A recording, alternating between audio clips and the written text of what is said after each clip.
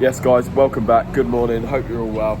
I've been travelling for 7 weeks today and I'm just going to talk about how life is going, what's going on, what places are like, everything about it really. Now life is the best it's ever been, it's so fresh, every day improving, growing and learning every day. But a normal day tends to look like waking up at probably about 6, half 6, maybe 7, maybe 8 on an off day, doing a bit of work, sorting the content out for the day, filming some content, and then usually go get a coffee, which is what I'm doing now. Addictive, very addictive stuff. And then we normally do all the editing, sort all the content out after filming it, edit it, post. And then after that we exercise, we either go to the gym, go for a run, or on days that we don't go to the gym or go for runs, we go for hikes, long treks, full day trips. You know, we did a full day trip yesterday. Absolutely knackering. Like we did a cave, 2 caves, 1 blue lagoon. What else did we do? We did a zip line and a viewpoint as well. But yeah, that was good, but it was so knackering.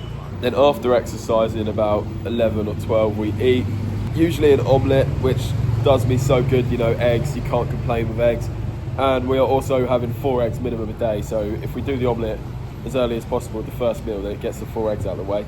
Then after eating, we usually do loads of admin work, sort out my online fitness programs, building my websites, building my landing pages, building my squeeze pages. Then after that, we tend to chill out, go and have an adventure. Like the other day, we hired a bike and we did 30 miles. It was 51k, I think. We were out in the sun for 3 hours on the motorway in the open sun without my shirt on. You should see my burns in my back. Oh, it is rough. But yeah, after that we normally finish all the content, any editing that needs to be done, and then we go for dinner and we clock off, mainly before dinner most of the time. And currently we have access to a steam room only down the road, and it's only like £2 to get in. So we normally go there most days. We normally do 2 days on and then have a rest day, and then do 2 days, then have a rest day. And we go to bed very early. We go to bed like 8, 9, 10 absolute latest. And before I came out here, I said to everyone, I'm not going to drink that much, And everyone was like, you're going to be drinking a lot. And I was like, no, I definitely won't be. I haven't even drank that much. We've had like 3 or 4 heavy nights out. And that is also considering we are backpacking Southeast Asia, doing the main loop that everyone does. And we are currently staying on the main strip as well, literally opposite the main 2 bars. And there is sauce absolutely everywhere. Pai, Chiang Mai, everywhere we've been, there's been sauce pretty much. Yeah, the freshest days, growing, learning and improving every day, day by day. Now onto my diet. What do I normally eat in a normal day? So as I said earlier, I'm doing the 4 egg challenge, so minimum 4 eggs a day, and that is normally done through 1 omelette. Unless it's a small omelette, then I only count it as 2 or 3 eggs. But normally a big omelette is 4 eggs. So normally 1 or 2 omelettes a day with maybe rice. Sometimes I come with rice, sometimes I don't. I try to stay away from rice as much as I can, but if it comes with rice, then I'm not really going to complain, especially if it's before or after the gym. I used to have lots of pad thais in Thailand, but I've slowed down on them since I got ill from one. And I am currently in Laos, but they still do sell pad thais, but there's better things to get. Other meals are chicken fried rice. There's this chicken kebab place by our hotel. It's like £2 for a wrap, and it's got loads of salad, loads of chicken. It's amazing. And I'm also eating 10 to 15 pistachios per day. And I'm also taking zinc tablets and fish oil tablets. Now when I do eat eggs and beef out here, I feel like it is much different compared back in England. Now when I do eat eggs and beef out here, it does feel much different to when I was back in England. Beef is very grey and not very nutrient dense, I imagine. Now the eggs, they are still eggs of course, but they aren't as great as they are back in England. Like for breakfast the other day I had 10 eggs and I felt good for about 4 hours, and then I was hungry again after 10 eggs. Now whereas if I had 10 eggs at home for breakfast, I'd be fine for a long time. And out here in Southeast Asia, there's a lot of carbs everywhere as well. There's rice and noodles with practically every meal. So I try and avoid them as much as I possibly can. Because I'm not really a fan of carbs. They just make me crash. And I feel like my brain is much more powerful without any carbs in my body. Something I do miss from England is the fats. The fats from the 20% beef mince, the fats from the nuts, the good nuts, the avocados, the proper good eggs, and the most important one is cheese. I miss it so much. It is such a game changer. Like I said earlier, I'm taking 2 zinc tablets and 2 two fish oil tablets a day. Now, I bought a tub of fish oil for 200,000 kip, which is about 16 quid, I think. And the zinc was 150,000 kip, so a bit less than that. And there's 45 pills, so it's 22 days worth of tablets. Now, I'm not sure how much they are in England because I've never taken these supplements in England apart from creatine, which is what we're seeking out here, but we cannot find it anywhere. We're also seeking vitamin D3. We have been to every pharmacy in Vang Vieng and we can't find it anywhere, so we're gonna have to wait till we get to the capital in a few days. Yeah, I've never taken supplements before. I've only taken creatine back at home. Helped massively with recovery, sleep, overall testosterone boosting, overall just making me feel like a much better person, you know. They also make me perform better in the gym, running, etc. Now, moving on to the gym, we go to the gym quite frequently. Every time we have access, we go. We usually do have one very close to us. It's only about £2 average to enter for a daily pass, and they're most of the time very good gyms. And it makes it so fresh traveling and then going to the gym, you know. It just makes it much more fresher. Our bodies are growing, we're growing muscles, we're staying fresh. Say we're in a place for 4 days and we have access to a gym, but we know we're not going to have access to a gym the next place we go. So we have 4 days in the gym, so we make a 4-day split, which is, if we have 4 days, it's upper, lower, upper, lower. Whereas if we had 3 days, we'd do full body, full body, full body.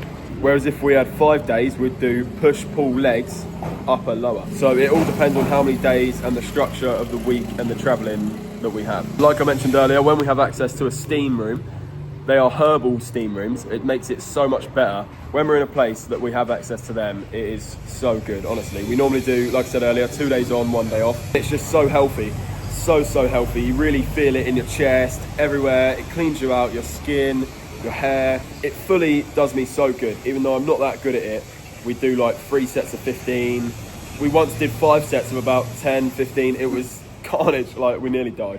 But yeah, they're only like 50,000 kip to enter as well, which is just about £2, just like the gym. And they offer ginger tea, lemon tea, they give you towels, they give you soap, they have a shower.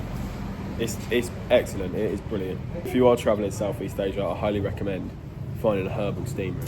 I'm running whilst in Southeast Asia. On my Instagram, TikTok and YouTube Shorts, I tried a challenge of running every day for 60 days. And I got 24 days in, doing really well, smashing the miles, and I got food poisoning. And I was in bed for like 56 hours. It was an absolute nightmare. We missed 3 buses, had to pay for an extra 2 nights at the hotel. It was just an absolute nightmare. So due to the food poisoning, I got 24 days in and I had to stop. I'm glad I got 24 days in. It got me a lot more fitter and it added a bit of discipline, like you have to go for a run. But now after that challenge has stopped, which I'm kind of glad it has, I'm taking it easy on the runs, 2 or 3 runs a week, and we are currently in preparation for our marathon in just less than a week now. And if you're thinking, oh my god, you're doing a marathon whilst traveling Southeast Asia, we are doing 6 marathons whilst traveling Southeast Asia, 1 every month, 2 in Thailand overall, no, 3 in Thailand overall, 1 in Laos, 1 in Cambodia and 1 in Vietnam, so 6 overall. And it's not ideal because the nutrition isn't really there, and we have to start at 4 a.m. because it's too hot otherwise if we start any later. And at 4 a.m. it's pitch black and there's dogs everywhere, wild dogs. They're not, some of them aren't that nice either. And we're running down pitch black roads with no lights. They don't have any lights on their roads down here. And it's just an absolute nightmare. Yeah, regarding running, I am the fittest I've ever been, the strongest I've ever been. And, you know, I'm still fresh off an ultra marathon that we did in December, so only 2 months ago. And the other day, like I said, we hired a bike, which costs 60,000 kip, so £2 just above, £2 10p, £2 5p. And we went on a 30 miler, 51k, on this road with our shirts off, no shade whatsoever. I had this bag round my waist and my jumper tied round my back, so I now have a massive burn mark round my back from the sun exposure for 3 hours. Apart from the sunburn, the bike ride was really good. It was very, very good exercise. It was pretty good until about 38k in, 40k, and then it just started getting a bit more of a struggle on the legs, on your ass as well, sitting on that seat.